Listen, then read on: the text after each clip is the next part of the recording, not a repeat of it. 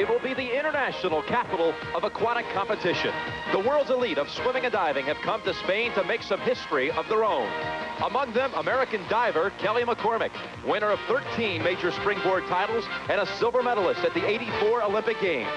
The daughter of two-time Olympic double gold medalist Pat McCormick, Kelly hopes to lead the U.S. in a sweep of the diving events. The Josephson twins, Karen and Sarah, are identical in the water as well. They are America's brightest hope in synchronized swimming, a beautiful discipline that looks deceptively easy, but is in fact extremely demanding. Synchronized swimmers must combine the speed of a freestyler, the timing of a diver, and the artistic flair of a dancer. The Josephsons will double your pleasure as they go for 2 golds at once. And we'll have our first look at Matt Biondi, the most promising American swimmer since Mark Spitz. Biondi is pumped up to take a shot at 7 gold medals in Madrid.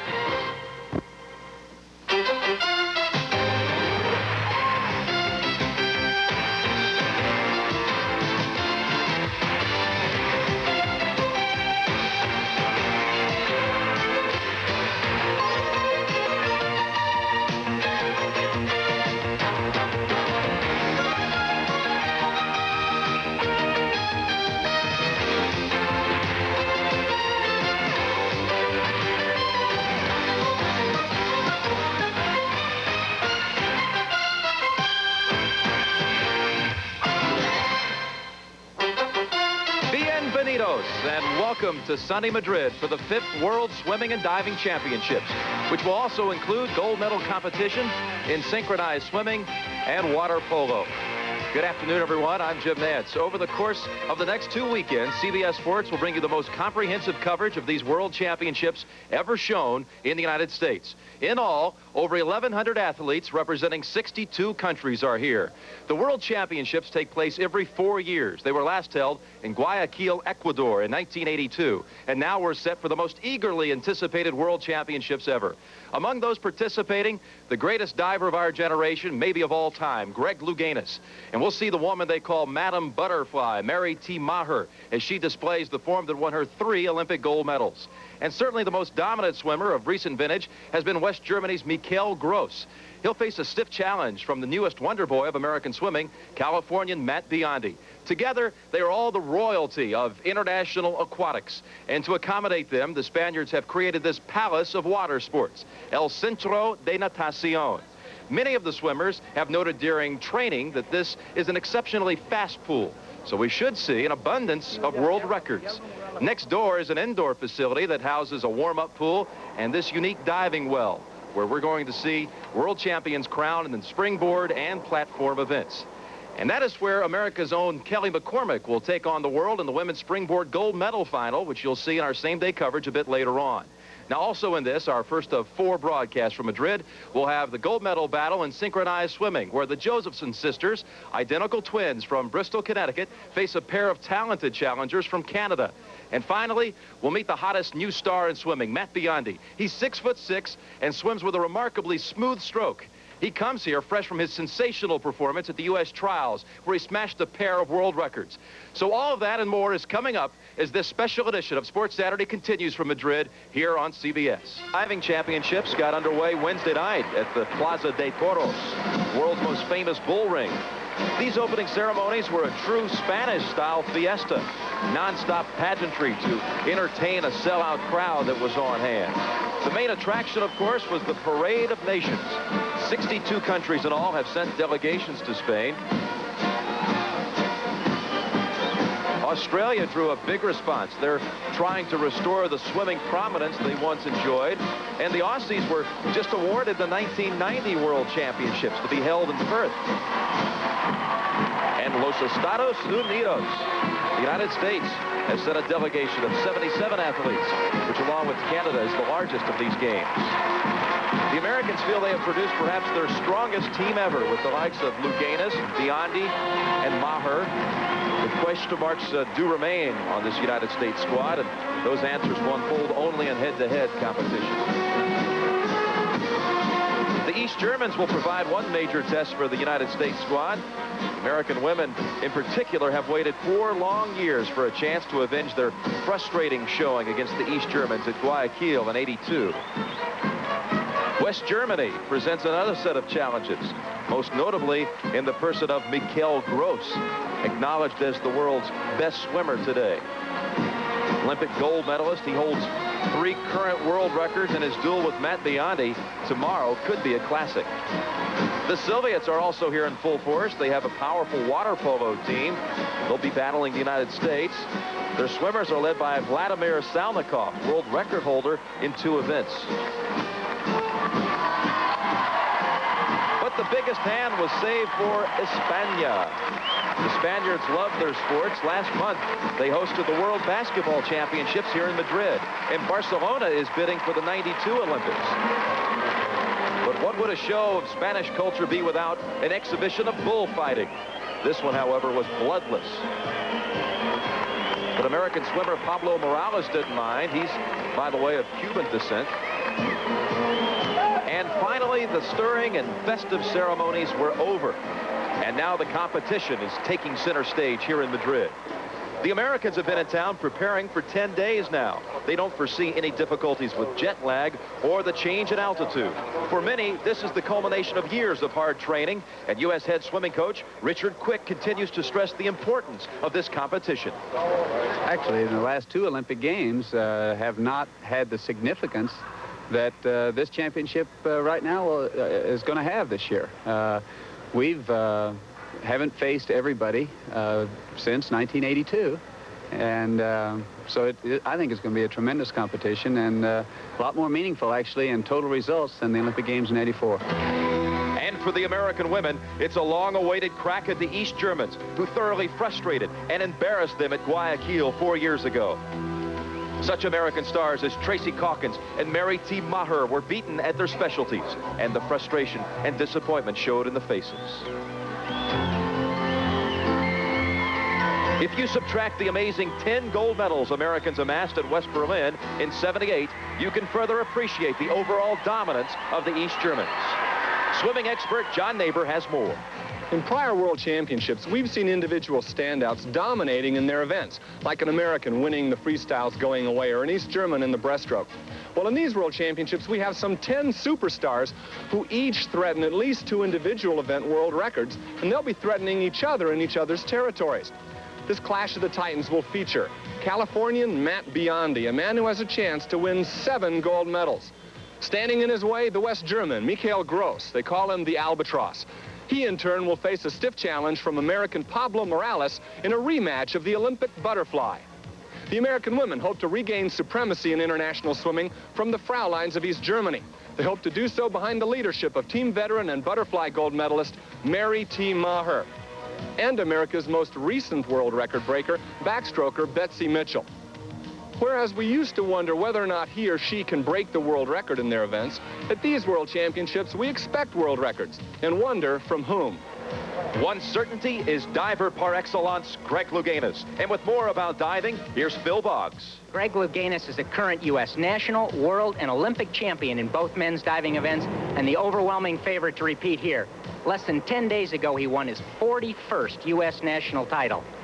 Can he be stopped? It's doubtful, but one place to look may be the U.S. team. His closest competition for years has been Bruce Kimball in the platform events. Bruce survived a near-fatal automobile accident in 1981 and came back and finished as Olympic silver medalist, just behind Greg in the platform events. On the women's side, the U.S. is just as strong. Look for Kelly McCormick in today's women's springboard competition. Kelly is 7-time U.S. national champion and Olympic silver medalist, and is the strongest woman in the competition today. In the women's platform, the U.S. is awesome. #1 ranked woman platform diver in the world is Michele Mitchell.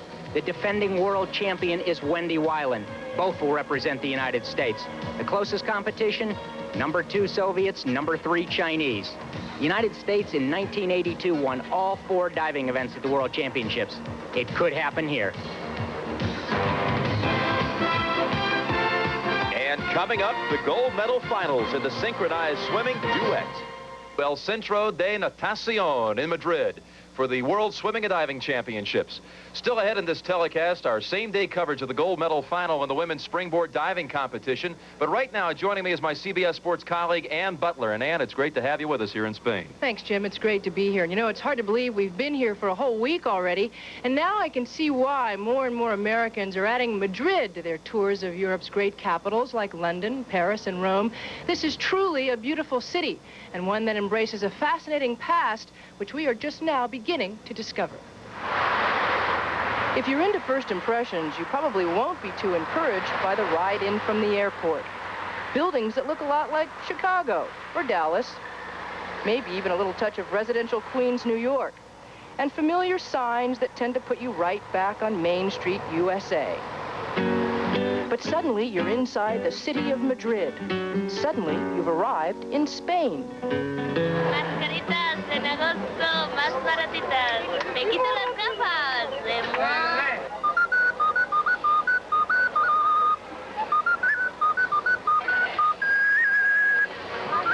Buenos días. ¿Cuántas es? How much? 3,800. 3,000. Sí. 3,000 pesetas? Sí. Demasiado, too much. Gracias. The story of Spain is written on the faces you see here. It's a story of new freedom, youth, and the future. But it's also a story of the past, the pain and suffering of a civil war.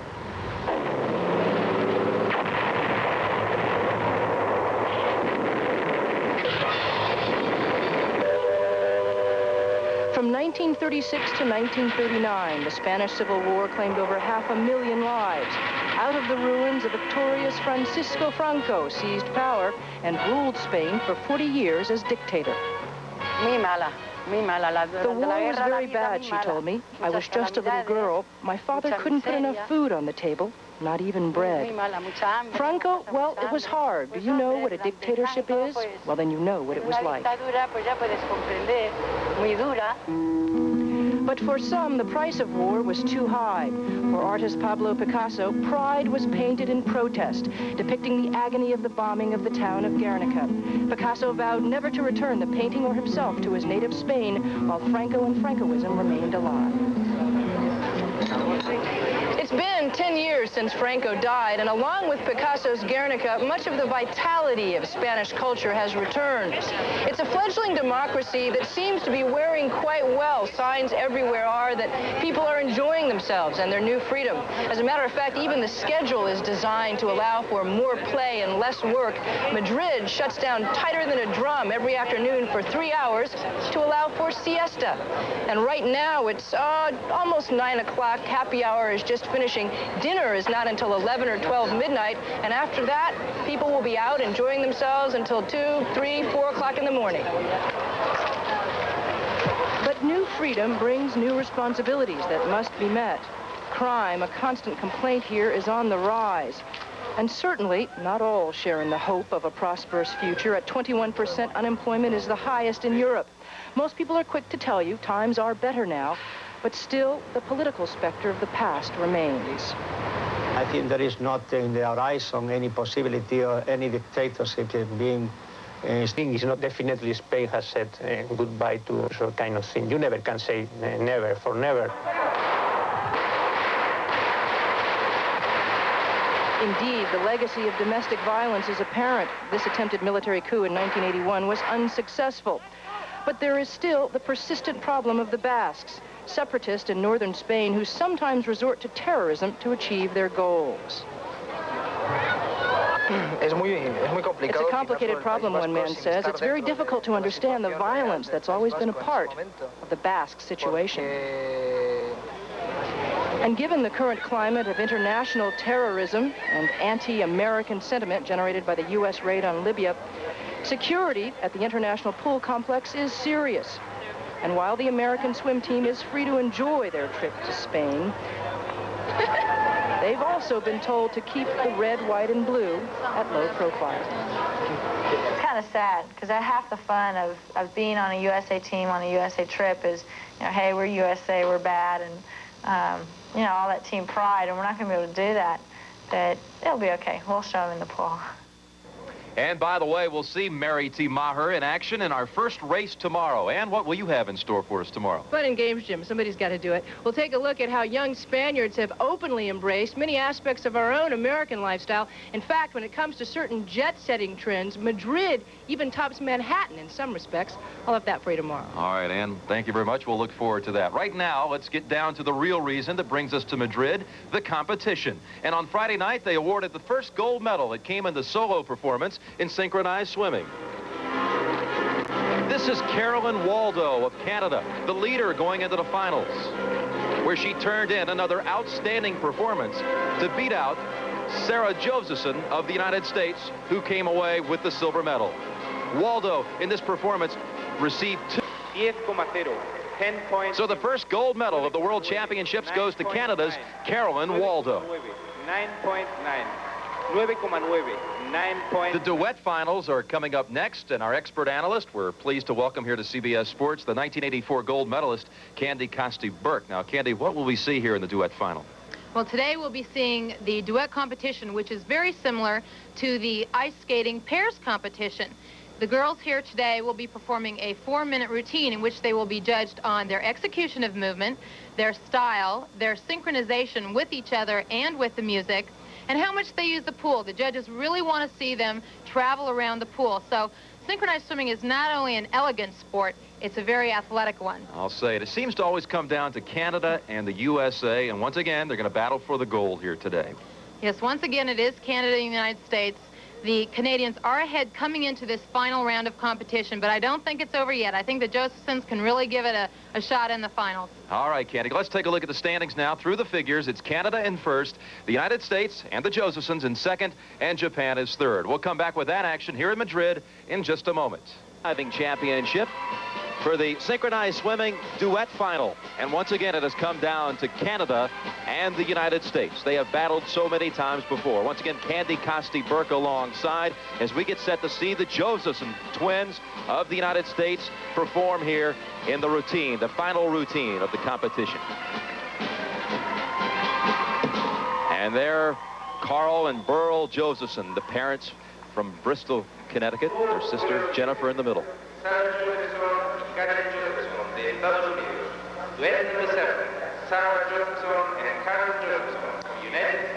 We can see Karen Josephson on the right, who is 6 minutes older than Sarah.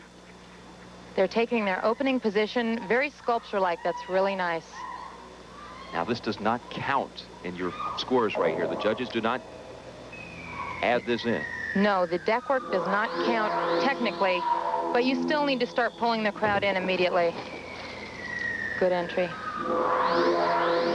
can see the underwater action, the sculling of the arms. A very difficult move, sustained height, intricate action, a lot of upper body work going on here. Well synchronized. The Josephson twins are a very athletic synchronized swimming pair. They have the ability to do more moves upside down at sustained height than anyone else in the sport of synchronized swimming. As we can see here, sustained height, spinning action, nicely synchronized. A beautiful first hybrid for the Josephsons. The Josephsons have really had to work on their projection, their audience appeal, and it looks like they've been doing that this year, but they've still got to really give it to them. Keep those smiles going. The twins are 22 years old. They've been in this sport now for 16 years. That seems like a long time. A very long time. The girls train for about 8 hours a day, running, swimming, weight training. With all of that training, they still graduated last year from Ohio State with honors. Yes, in biochemistry and genetics.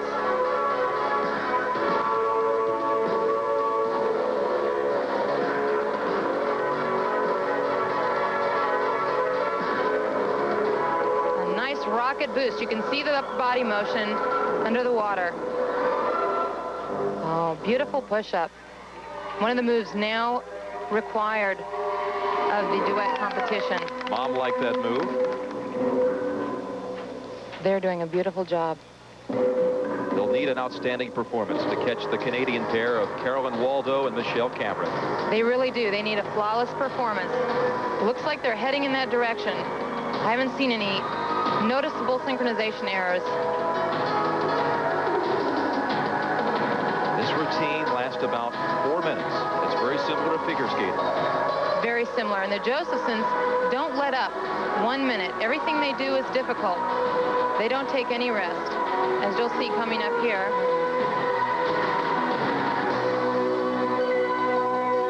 And they've made good use of the pool space in this routine.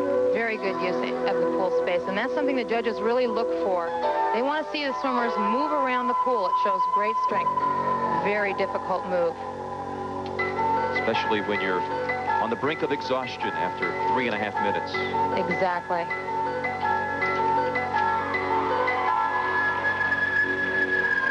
Teammates lending support.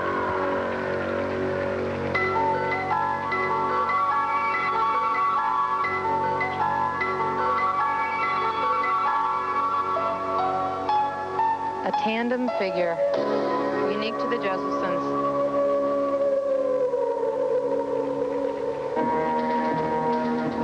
Pace change. Josephson's father looking in. Oh, they're really getting the crowd going now. Little music for the hometown crowd, something you like to do. Get the audience going near the end of your routine. Finishing strong. This is a very difficult figure. A spin, a continuous spin up, and back down. Beautiful synchronization there by the Josephsons. Very difficult to be synchronized on a spin like that. That was a great performance. The Josephsons couldn't have done much better. There were no synchronization errors that could be seen. Karen and Sarah Josephson of the United States in the synchronized swimming duet final. And I'll tell you what, their folks sure are pleased, and they should be. That was, well, looked like a flawless performance. Did you notice any errors offhand?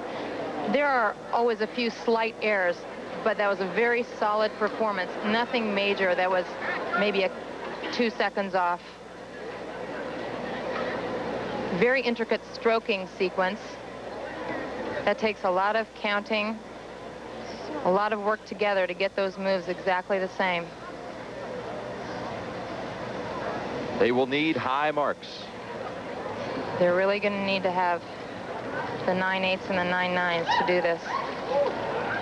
The 1985 and 86 United States champions, Karen and Sarah Josephson. Sarah yesterday a silver medal in the solo competition. The marks, very good marks. 9.9, 9.8, 9.8, 9.8, 9.8, another 9.9, and a 9.8. That will put some pressure on the Canadian duo. I think so. They had a great swim. I think they could have used a few more 9.9s to make them really happy, but it was a wonderful swim, and they really deserve those scores. So the Josephsons of the United States have done their part. They've gotten high marks. We'll come back and see what the Canadians do. Carolyn Waldo and Michele Cameron when we come back. Michele Cameron on the left, Carolyn Waldo on the right. The Canadians lead, but they'll need a good performance here to top the American duo, the Josephson sisters. Michele Cameron and Carolyn Waldo from Canada. Amazingly, they have only trained together for 2 years. And now they're just on the edge of being the best in the world.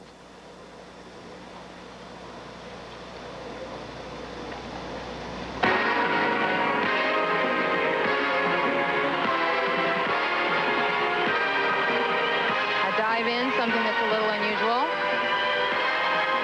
A rocket boost for the opening. Notice the arm action here. Sustained height traveling motion, very difficult.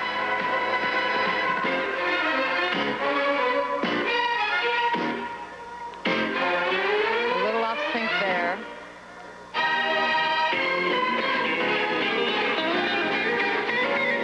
Now, in watching these teams practice, as you and I have this week, you have mentioned that the Canadian routine does not have as many difficult, intricate moves as the American team. The Canadians tend to do longer figures time-wise, but they are not as high. They don't sustain their height out of the water as much.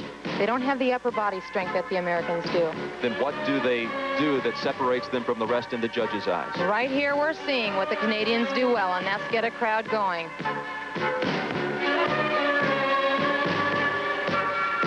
Watching on, Karen and Sarah. They were obviously pleased with their performance, smiling, content they seemed. A couple of angle errors. The judges are not only looking for synchronization, they're looking to see if the angles are the same. Carolyn Waldo, born in Montreal, she's 21. And she trains with the Calgary Aquabelles along with Michele Cameron, born in Calgary. Waldo, the solo champion. She got the gold yesterday.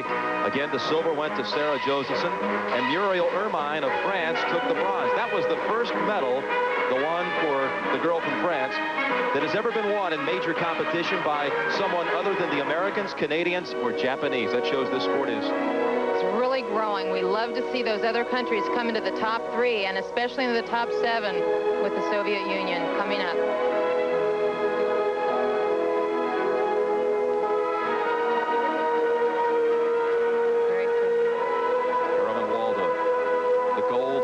Competition, her dream of 2 golds, perhaps just minutes away.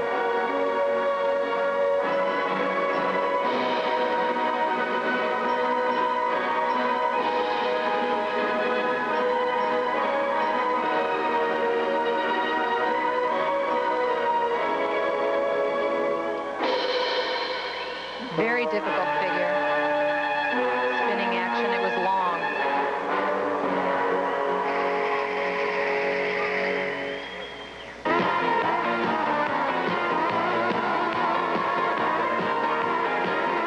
Pace change in the music.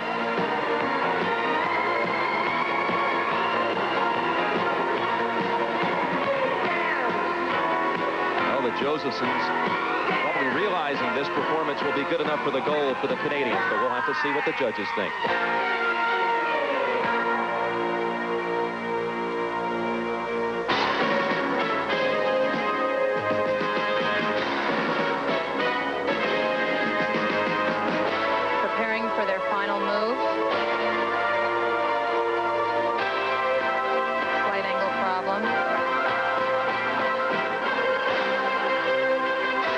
Difficult move, sustained height at the end of a routine. Nice spin.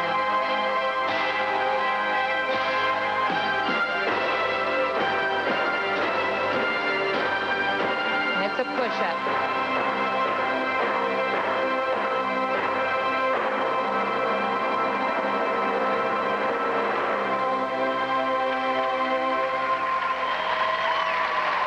That was a beautiful performance by Carolyn Waldo and Michele Cameron of Canada, and now the waiting begins. What did you think of that performance, Candy? I think that was really a nice performance by Carolyn and Michele. Of course, they came into this competition in the lead. They didn't have the pressure on them that the Josephsons did, but I still think that the Josephsons had a technically superior performance. Of course, Carolyn and Michele are great at bringing the crowd in with them. They have those great smiles. They had a well-choreographed routine. It was very interesting to watch. A lot of original moves. So I think they're feeling really good right now, really happy. No big mistakes, and that's what they were counting on. You can hear how tiring this sport can be. Athletically demanding, yet so graceful and beautiful.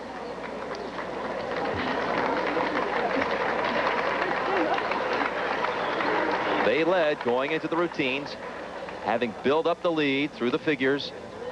And another look at Carolyn Waldo and Michele Cameron of Canada. Very high out of the water.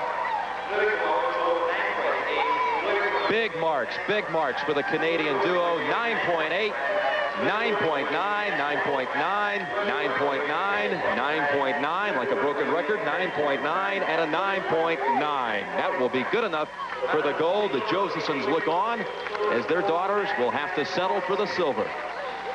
Even so, they had an outstanding performance, and I would expect that they're really pleased with it. And Carolyn Waldo becomes the first double gold winner of these World Championships. The final team standings here. Canada takes the gold, the United States the silver, and Japan will settle for the bronze. Right now, let's go to John Neighbor with the silver medalist. Ready? Sarah, this is your second silver medal in as many days. Does that make this a little tougher to take? It's a little disappointing, but I felt like we had a really good swim and we had fun out there, so I'm happy. Karen, were you pleased with the scores? Yeah, I was pretty happy with the scores. I think we had a good swim, so. The two of you have been training for 16 years. Can you keep up the intensity for the Olympics in 88? I think we can. We're ready. We switched clubs last year. We have a new coach, and we're really excited about swimming with a new coach and a new team, so I think we can. Best of luck to you. Thank you. Thank you. Back to you, Jim. All right, when we return to Madrid, I'll join Phil Boggs at the diving well for the women's springboard final. Right now, we pause for this word from your local stations. The World Championships, and we're set for the women's springboard final. We're halfway through the competition. 5 of 10 rounds have been completed. Here are the standings. Gao Min of China is the leader. Kelly McCormick of the United States is in 4th. And fellow countrywoman Michele Mitchell of the U.S. is in 8th after 5 rounds. I'm joined by Phil Boggs, 3-time world champion, 1976 gold medalist. Phil, what about the American start? Well, we expected the Americans to be a little behind after the first 5 rounds. Those are the easy dives. As we move into the optional rounds, we can expect the Americans to make a move, but the Chinese are hot. 24-year-old Michele Mitchell of Phoenix, Arizona, considered the top platform diver in the world among the women, and she was our top qualifier at the U.S. trials. That was a forward 2.5 somersaults in a pike position. Her first optional. That was a great entry. Michele has been the hottest diver in the United States since the Olympics. Each of the divers in the final must do optional dives. That's they select the dive from each of the directions you can go off the diving board. That was the front direction and a great entry. And the judges liked it too. 7.5s and 8s. A good dive for Michele Mitchell in the 6th round. 10 dives in all for the competitors. This is Daphne Jongens of the Netherlands. She's a student at the University of Miami going into her junior year. Same dive as Michele, not as good an entry, but much higher up in the air. And the judges look at 4 different elements. They take the approach, which you see here, how high they go into the air, and then whether they do the proper number of somersaults. That's 2.5, just right, but the entry had splash, and that counts against her. 7s and 7.5s for Jongens. This is one of her best competitions. She's diving great here. Now Marina Bobkova of the Soviet Union, maybe the future star of Soviet diving. She's only 16 years old, and she's doing the same dive. Great position in the air somersaulting. Nice tight pike. That pike is where you bend only at the waist to somersault. And that was terrific. But the entry goes a little bit past vertical. Bobkova of the Soviet Union, 4th in the preliminaries. A good showing here in the finals. Now you see the scores go from 7 to 8. In diving, unlike gymnastics, anything better than a 7 is considered a very good dive. And now the other American in the finals of the springboard diving, Kelly McCormick. She won the silver medal in 1984, 3rd in the preliminaries. She's currently 4th here in the 6th round. And this is her most difficult twisting dive, and she's added this dive to her list since the Olympics. A native of Long Beach, California. It's a good dive. It'll probably get in the 7 range, but it's not a great dive. Her legs came apart a little bit, had a little bit of splash on the entry. Watch as you start. She's doing 1.5 somersaults and 2.5 twists. You can see her legs separated just a little bit and a little over rotation on the somersault. And the marks, 6.5s and 7s for Kelly McCormick in the 6th round. For Kelly to catch up, she's going to have to do some better dives than this, and she's capable of it. 23-year-old Li Yihua of the Republic of China. She was 2nd in the prelims. She's currently 2nd. Oh, that's the best dive thus far in this round. That was the same dive we'd seen Michele do, the same dive we've seen Daphne do. It was a forward 2.5 somersaults pike. But watch how much higher she finishes this. Great pike. She finishes it above the board and straight in. The 7 judges in the finals from France, Zimbabwe, Spain, Japan, Finland, Colombia. And conspicuous by their absence are the United States, the Soviets, and the Chinese. And also an Egyptian judge in the 7th chair. Now this is our leader right now, Gao Min, only 15 years old. Same dive, and what a finish. she's getting up higher off the board than any of the other divers, including Kelly, who's probably the strongest diver in the competition. What a story she has been so far. The top qualifier out of the preliminaries. And look at these marks, 9.5s, a couple of them. Well, she finished that dive above the board. That was great. She's part of the Chinese youth group coming in. We see Michele and Daphne sitting in the hot water, warming up a little bit, getting ready. Getting ready for round 7. This is the women's springboard final, and through 6 rounds of the diving competition, our leader continues to be Gao Min of China, and China, in fact, has won 2. We'll be right back. Well, Kelly McCormick relaxing before the 7th round. She's currently 3rd, listening to a little music. Well, the Americans typically try and hide away from the competition during it, don't watch, listen to a little bit of music. Kelly doesn't even pay attention to the other divers' scores. Here's her teammate, Michele Mitchell.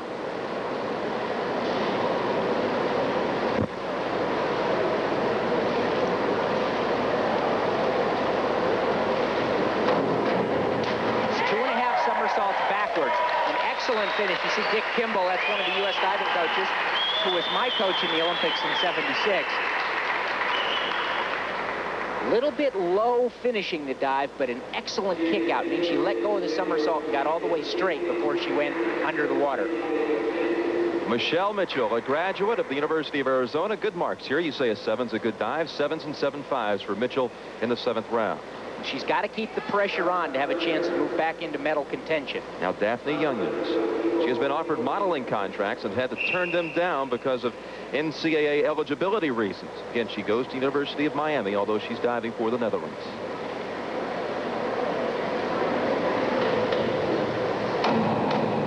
That's the reverse direction. We've seen last round the front direction. We just saw Michele go back. This is reversed. It looks just like the back in the air, but you start with the front approach. She'll reverse direction somersault back towards the diving board. 2.5 rotations, way up in the air, makes the dive easily. Great extension on the finish, just a little too much splash. 7.5s, even an 8 from the finish judge, Daphne Youngins of the Netherlands. That'll keep her well up in the standings. She's never won anything, and she's having an extremely good showing here. This is Marina Babkova of the Soviet Union. Well, you talk about never winning anything. The 6 of the divers in the competition, including Babkova and the 2 Chinese and the 2 Americans, have all beaten each other in competitions. That was excellent all the way up to the entry. Good jump, nice tight spin, straight out, just a little bit short of vertical. And the entry is very critical in the judges' minds. Well, the entry is one of the 4 main features that judges look at, and it's the last thing they see. They count the most for it. Well, still, good marks for Babkova. All 7.5s, 1.8. Well, They'll throw the gate out. Well, we're being critical of it. Remember, we can go all the way up to 10. These divers are terrific, and these are great dives. We're just taking the little things off that mean the difference between maybe a 10 and the 8. Well, Gao Min, the leader, is the youngest competitor here in the finals at 15. Kelly McCormick of the United States is the oldest. She's 26, has been on the U.S. team since 1977.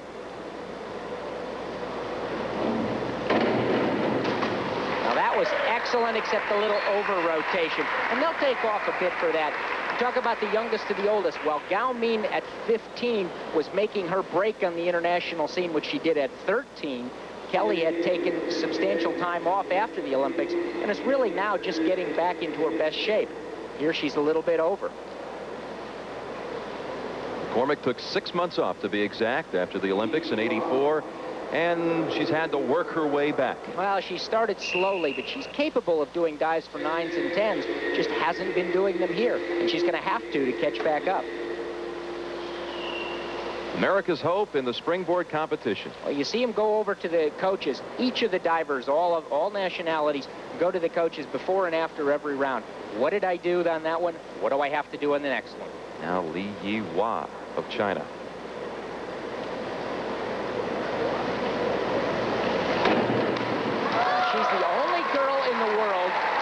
Doing the most difficult somersaulting dives in the back and reverse direction. All the girls we see doing back 2.5 somersaults, as she does, but they're all somersaulting, all curled up in a ball, the tuck position. She's somersaulting just bent at the waist in the pike. Much more difficult. Degree of difficulty, in fact, is 3.0. She does 3 of them out of her 10 dives, and there's no other competitor who does even one single 3.0 degree of difficulty dive. You talk about 3.0 degree of difficulty. Remember the judges' scores. We throw out the high and low and multiply the middle group by the degree of difficulty, so it's very important. Here's the story so far. Gao Min of China. And another great dive. She just hasn't missed. But one thing the Chinese have done in the past at the Worlds and at the Olympics, they've looked great early on and choked at the end of the competition. She hasn't missed it all yet, and maybe she's part of their new breed.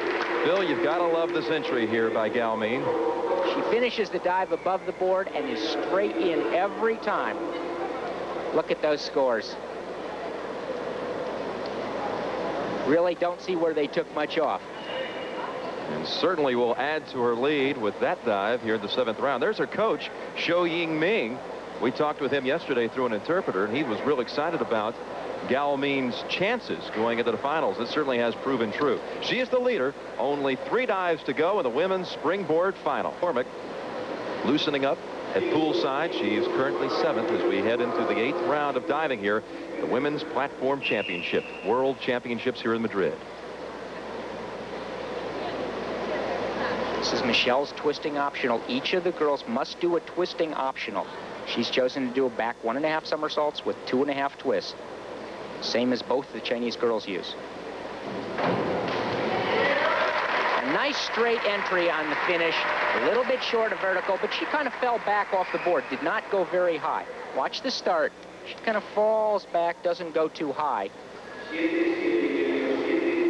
They'll take off quite a bit for that. Michele was offered both diving and gymnastics scholarships out of high school. She chose diving, and boy, has it proven to be the right decision. A silver medal on the platform in '84. We'll be seeing her later in our coverage here in Madrid in the platform diving. So we have 2 weekends of coverage here in Spain.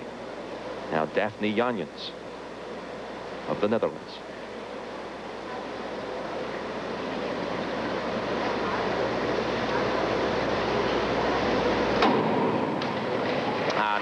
She didn't quite make the rotation there. They'll take off a lot for that.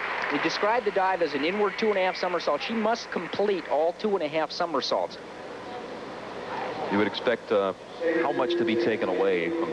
They're going to start by taking at least 3 and then see what else happens. So she's probably going to get 6.5 on this dive.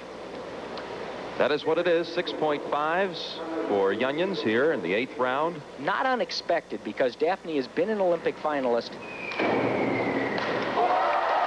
Was Marina Babkova, and that's the reverse direction, 2.5 somersaults. A great finish, but she pushed away towards us, too far away from the diving board. Watch at the start. She jumps away a little bit too far, and they take off some for that. But an excellent entry. Babkova finished 2nd at the United States Soviet Union dual meet in Los Angeles last May. Her teammate Shauna Sorlenikova finished ahead of the Americans. McCormick was there. She finished 3rd behind the 2 Soviet divers. This is the same dive you just saw. Kelly has to make her move here. Oh. Not only will that cost her this meet, that's what cost her an Olympic gold medal. She was 2nd in Los Angeles, and this was the dive she missed. What a bad time for that to happen. 8th round out of 10 for McCormick, and you can see the marks. Cost her dearly here. So she had high expectations, as did the United States. We return. Well, she's going to her coach, and he's telling her what he did. She let go way too early on the somersault. I mean, we look back to 1982. The United States went 1-2 in this event, and the winner was Megan Nair. Now, Kelly beat out Megan Nair to make this team. Meg's still diving in the United States, but not with a performance like this. She just lets go way too soon. Li Yihua, right now in the running with her own teammate from China for the gold.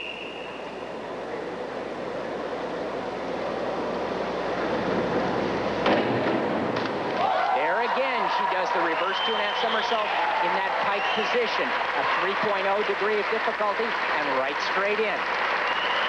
Bill, she was the world springboard diver of the year in 1983 and 1985, bookends. But in the Olympic year, 84, she was a disappointment. She finished 4th in Los Angeles. Well, we go back to that Chinese choke syndrome. The Chinese had been favored in the last World Championships to win a couple of the events and didn't win any.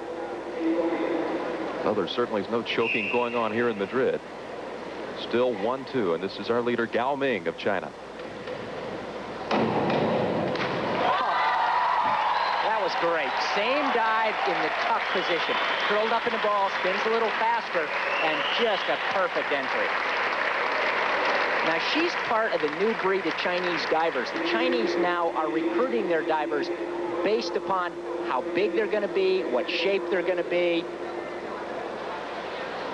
Well, a little bow to the audience here, and Min must certainly be feeling comfortable right now. Only 2 dives to go, and this was another super one in round 8.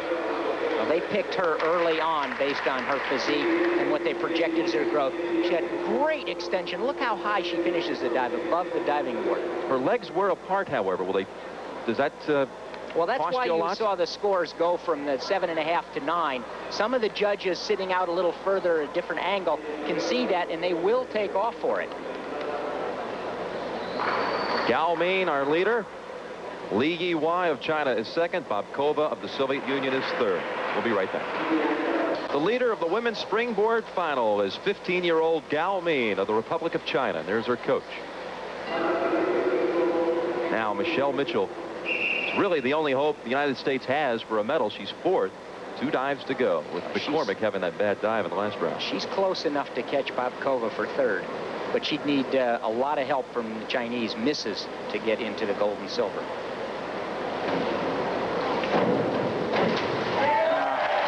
That was pretty mediocre. You could see that she barely finished the somersault just before she hit the pool.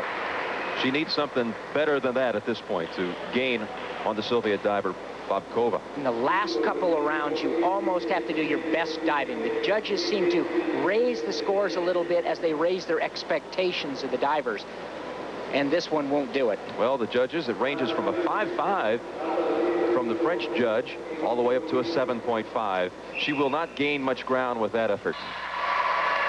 Now, Daphne Yanyan, what is she thinking? She's really never been in this particular situation this high. In fact, at the NCAAs this year, representing Miami, she was 4th in the springboard. That was won by Megan Nair, who you earlier mentioned from Florida. What is going through her mind?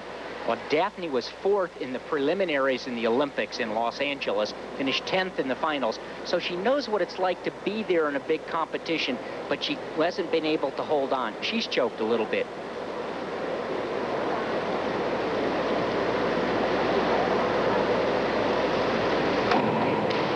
Well, here she's holding on, but it's going to be close.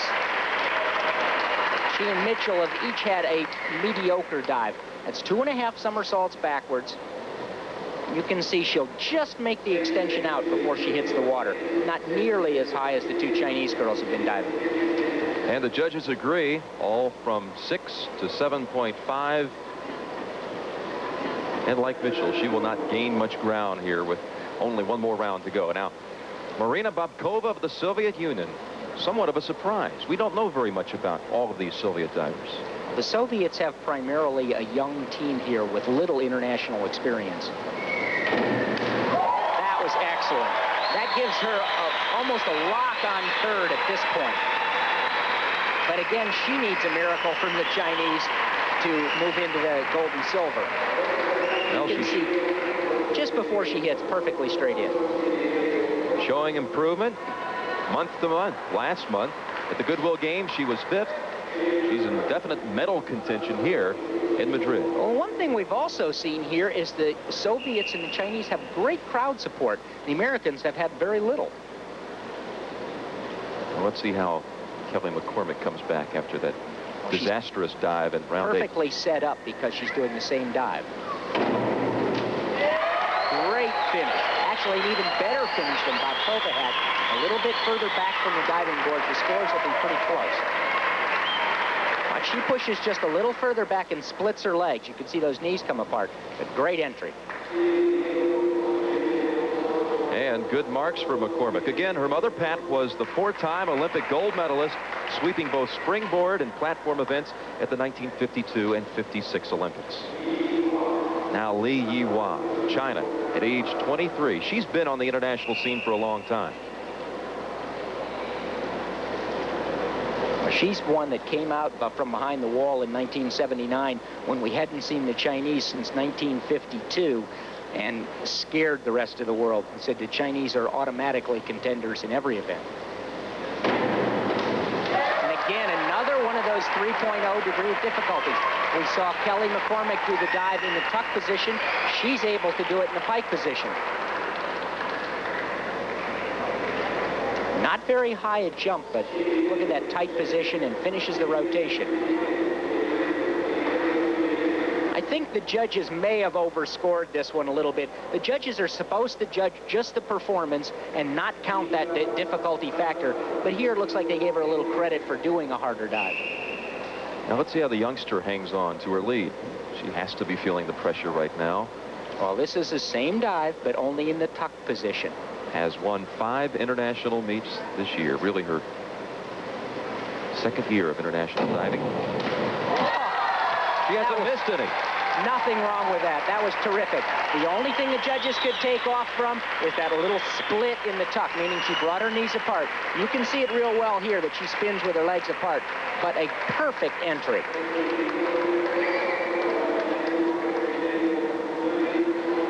So Gao Ming with 8.5, the 9 in there. Another outstanding dive here. Only 1 to go.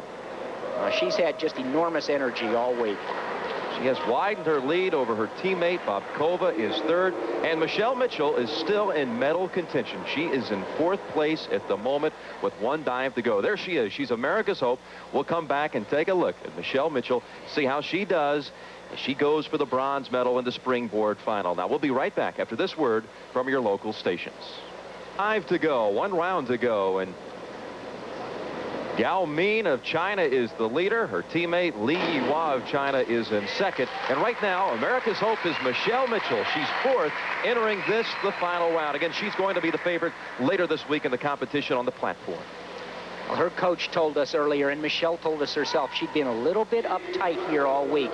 She comes to this meet expecting something, wanting to do well. This is Dick Kimball, who was my coach at the Olympics and one of the 2 U.S. coaches here, Ron O'Brien the other. Michele's final dive, as you see, is an inward 2.5 somersaults tuck. It's toward the diving board. And let's see how she does. She needs a big one here.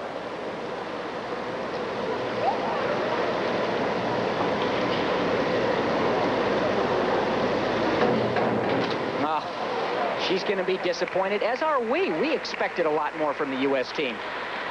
What causes her to finish short like that, Phil? It seems she's been tight all week and tentative. Her coach said she was kind of going after the dives, but she wasn't relaxed, wasn't standing up tall, and this one didn't go nearly as high as it should have, and she just lets go way too early. Oh, and the low scores, all the way from a 4 up to a 6. And Dick Kimball looking on. I believe he knew it. He knows.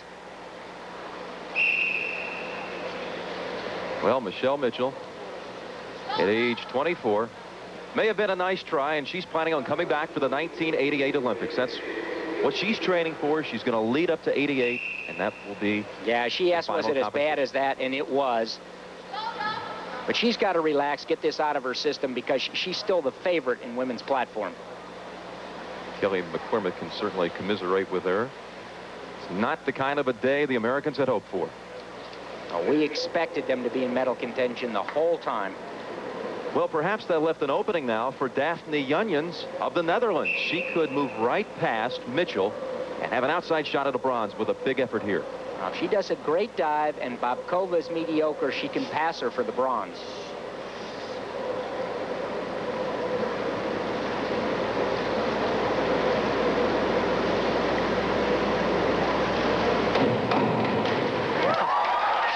Straight on the finish, but that was pretty wobbly in the air. Fortunately, the judges see for the last thing, the finish, and that'll score okay. Watch in the air as she does the twisting part. Looks like she just kind of wobbles around. She's a little bent, but manages to be straight on the finish. Probably good enough for 7.5. Pretty good marks. 7s and 7.5s, as Well, you it's said. a good dive because she was able to straighten it out at the finish. She's put the pressure on Bobkova now for that medal shot. Well, I have a feeling we'll hear more about Daphne Youngens in the future, whether it's in diving or modeling. Fine showing here in the women's springboard final, totally unexpected. And her best finish ever. Still an outside chance, the bronze. Bobkova right now will have to wrap it up. She has Youngens right behind. And is doing the same dive.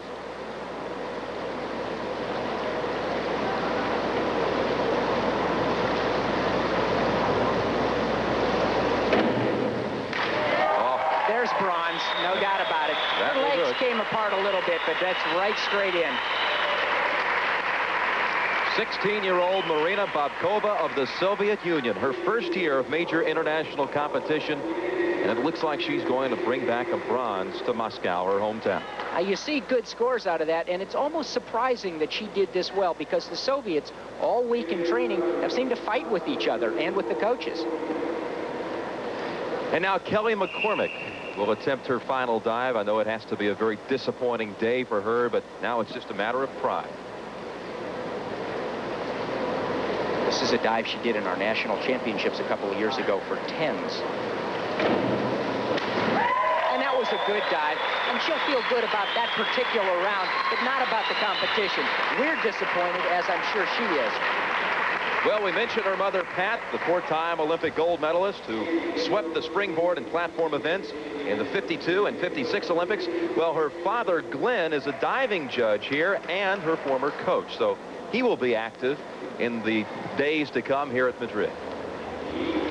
Now, Li Yihua, the veteran of the China team at 23, and I'm sure she would like to put a little heat on her countrywoman.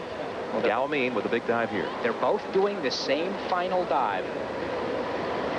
And the only way she can win is if her teammate misses, and she still has to do a good dive.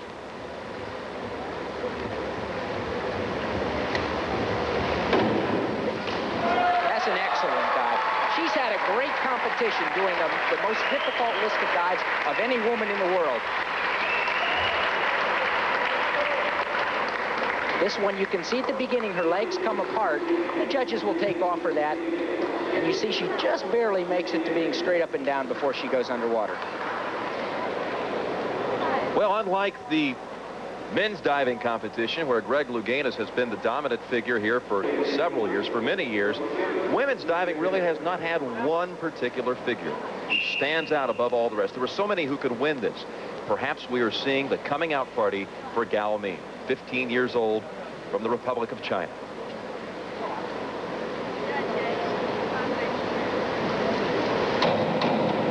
That's 10 in a row.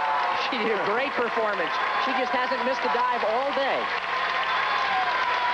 And there's no doubt about that's first. And there's Xu Yingming, her coach, and I believe he knows that she has locked up the gold medal. He's waiting for the scores, but it really doesn't matter. And Phil, that is the first gold medal ever won by the Chinese in world swimming and diving competition. You know, they've been favored. In 1982, they were favored to win a couple of events. It's almost frightening to think what they might do in 1988. Xu Yingming told us that Gao Min is not famous at all back at their homeland, but I'm sure she's going to be tonight as she'll bring back the gold. Chinese had great support all afternoon. So, Min will win the gold medal. Li Yihua of China takes the silver, and Bobkova of the Soviet Union will win the bronze medal. Youngens of the Netherlands was fourth. The Americans finished 7th and 8th. It has not been totally disappointing today. The United States has defeated the Soviet Union in water polo. We'll talk about that when we come back. Madrid, it's nearing 10 o'clock in the evening, a 6-hour time difference from the East Coast. We're high above El Centro de Natación at our broadcast position. You know, despite the disappointment for the United States in springboard diving and synchronized swimming, there was a highlight for the Americans as they took on the Soviet Union at a key water polo matchup. Here's how that action unfolded. The men's water polo venue is called El Pilar, a municipal pool 3 miles north of the main swimming center. The United States has never finished higher than 5th in the World Championships, whereas the Soviets hadn't lost a game in world-level competition since 1978. Still, the Americans went into this preliminary game thinking upset. The Russians arguably are probably the best team in the world, so there is that little extra incentive to try and, obviously beat them. This is just another game, because the problem is, in a game like this is just one game in the tournament, and what we didn't want to do is make it that important, like all the spectators think it is, big and political, that the kids would think is a do-or-die situation. Even though the American coach downplayed the game, the crowd turned out in force for the showdown of superpowers. American tourists and athletes alike were at El Pilar to show the flag. Among them, members of the U.S. Synchronized swimming squad and swimmer Matt Biondi, who played on 2 NCAA championship water polo teams at Cal Berkeley. The underdog Americans were counting heavily on veterans such as Olympian Kevin Robertson. He's been on the U.S. team for 9 years. Equally experienced is Terry Schroeder, the leading U.S. scorer so far in these World Championships. And the man trying to stop the Big Red Machine is goalie Craig Wilson, an Olympian and 6-year veteran. The Americans took an early 1-0 lead, but then the Soviets struck back.